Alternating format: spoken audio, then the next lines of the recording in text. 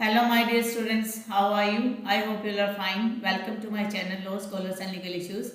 I am Advocate Vanita. I am presenting here again with another important topic that is related to IPC. In the last previous class of IPC, we have already discussed about the concept of abetment, in which we have discussed instigation. The instigation is not a simple सा concept. आपको मैंने instigation के बारे में बताया था, उसके कुछ एक एग्जांपल्स रहते हैं, वो हम आज की क्लास में डिस्कस करेंगे. Let's continue from that today's lecture.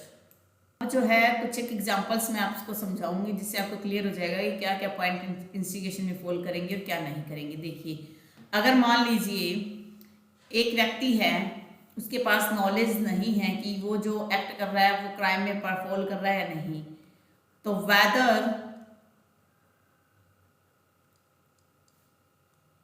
The person who doesn't know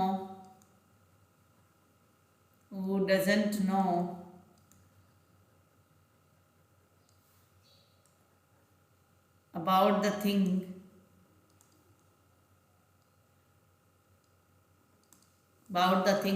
which is abetted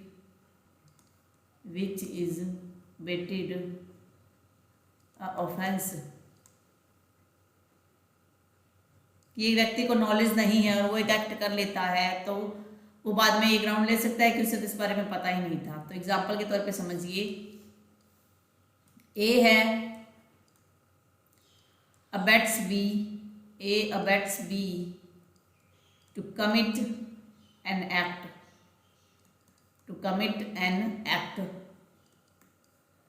A didn't know the act is an offense.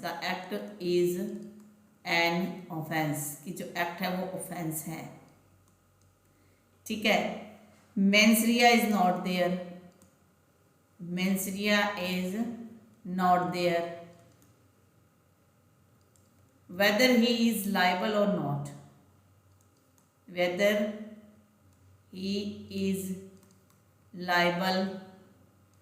or not, कि वो लाइबल होगा या नहीं होगा, इसके बारे में बताइए.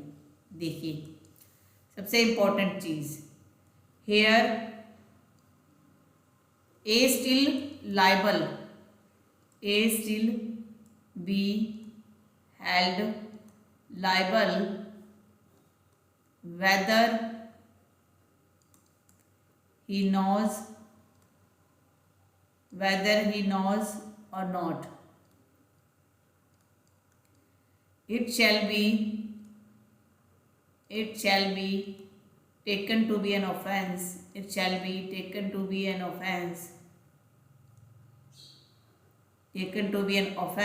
As ignorance of law is no excuse.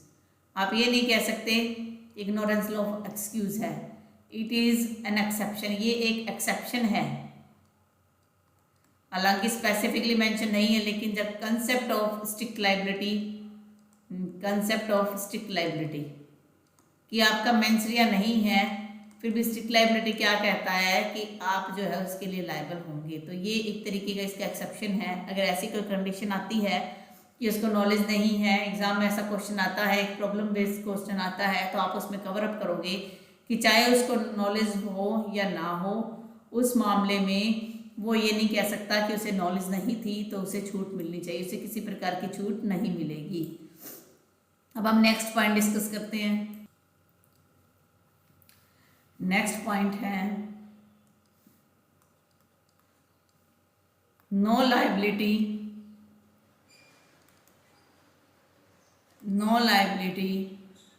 where a person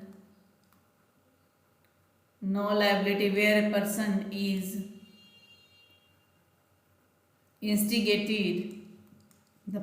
instigated to commit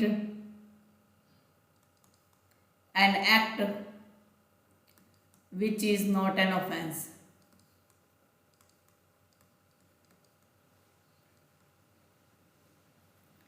जो ऑफेंस नहीं है.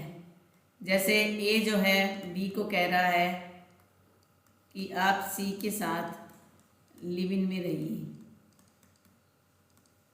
लिव इन में रहे।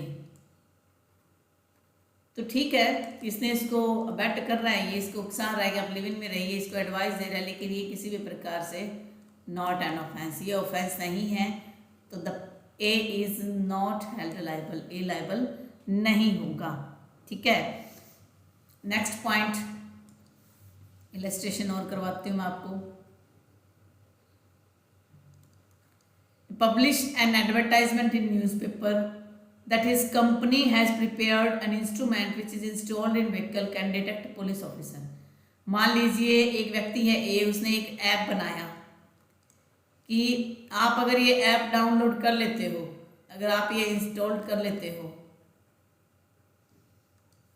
ठीक है, पुलिस कैन नॉट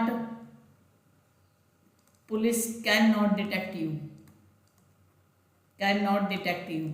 तो ये इस प्रकार का आप जो एक्ट कर रहे हो वो क्या कर रहे हो कि आप प्रोवोक कर रहे हो किसी व्यक्ति को, अलग जो एक एक्ट बना हुआ है, जो लॉ बना उसके अगेंस्ट चलने के लिए।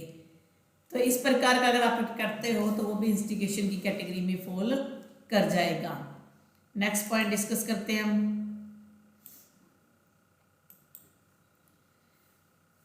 If A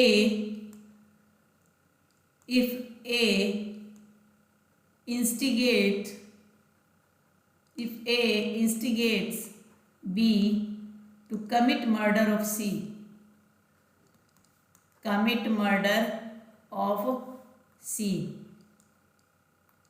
later he says that he was joking,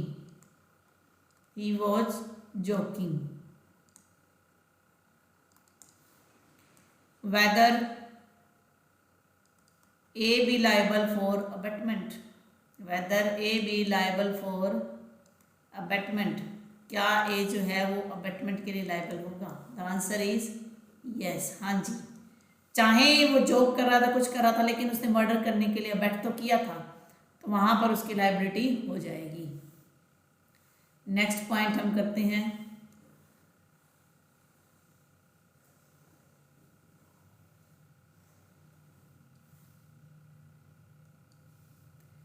A instigate his wife to poison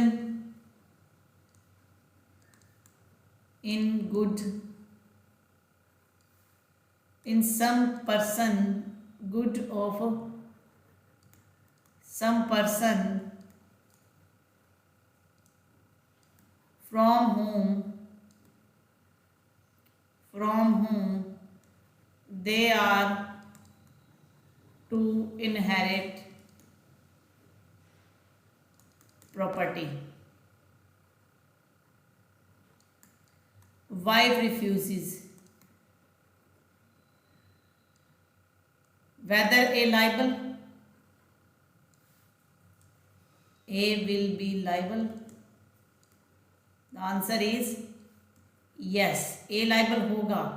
but section 122 जो है इंडियन एविडेंस का कहता है कि वाइफ जो है हस्बैंड के अगेंस्ट किसी प्रकार की स्टेटमेंट दे, उसके लिए मजबूर नहीं किया जाता। लेकिन अगर यहाँ वाइफ जो है एक के खिलाफ स्टेटमेंट देती है तो वो यहाँ पर लाइबल हो जाएगा, अदरवाइज वो लाइबल नहीं होगा।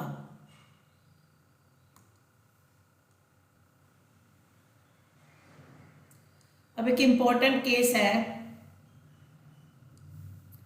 मोहम्मद हसन वर्सेस आंध्र प्रदेश। ये केस जो है सेक्शन 306, 498A और 304B से रिलेटेड है आईपीसी की।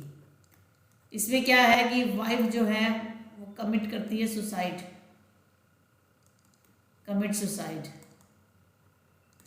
अबेटमेंट का इश्यू आया कि अबेटमेंट फॉर सुसाइड किया गया है, फॉर सुसाइड। जब भी आप अबेटमेंट की बात करते हो तो वही 3 टर्म्स यूज हो जाएंगी। तो इसमें इशू था ये इंस्टिगेशन का। ग्राउंड था कि वाइफ को जो है उसके सास ससुर जो है वो ताने मारते रहते थे कि तुझे अच्छा खाना नहीं बनाना आता, तुझे ये नहीं आता, तेरी माँ ने क्या सिखाया है। तो इस प्रकार की चीज़ें यहाँ पर थी। तो सुप्रीम कोर्ट ने क्या किया, 2002 का ये केस है, सुप्रीम कोर्ट ने इस केस में उसको अबैटमेंट नहीं माना। सुप्रीम कोर्ट ने कहा कि ना तो क्रूल्टी की कोई बेसिक डेफिनेशन है, ना ही अबैटमेंट का कोई स्पेसिफिक प्रोविजन है ऐसा जिसमें आप ये कहो कि ये जो लेवल है वो अबैटमेंट की कैटेगरी में आ जाएगा। तो सुप्रीम कोर्ट ने इसमें इस केस के अंदर क्रूल्टी के बारे में थोड़ा एक्सप्लेन किए थे। इसको आप किसी भी आईपीसी की बुक से डिटेल में अपना जो गाइडलाइंस वगैरह है वो अच्छे से आप कवर अप कर सकते हो अगर आप डिटेल में इसे पढ़ना चाहते हो तो। अदरवाइज इसमें सिर्फ यही बात कही गई थी कि जो नॉर्मल टीयर एंड वियर है, नॉर्मल वियर एंड टीयर जो डेली की घर के अंदर छोटी मोटी बातचीत हो जाती है, वो किसी को इंस्टिगेट नहीं करता कि आप जो है सुसाइड कर लो। तो इस केस में यही बात की गई थी, उनको बरी किया गया था। कुछ अब फैक्टर्स बताए गए थे इसके अंदर जो मैंने आपको बता दिए हैं। तो ये है हमारा इंस्टिगेशन का प्रोविज़न जो आज कवर हो चुका है आज की क्लास में। मैं उम्मीद करती हूँ आपको आज का ये लेक्चर है अच्छे से समझ में आ गया होगा। फिर भी आपको किसी प्रकार का डाउट है तो आप मुझे कमेंट कर दीजिएगा, मैं उसी टॉपिक पर ही दोबारा से वीडियो बना दूंगी। कोरोना के इस टाइम पीरियड में आप अपना अपने फैमिली मेम्बर्स का, अपने नेबरहुड का ध्यान रखिए।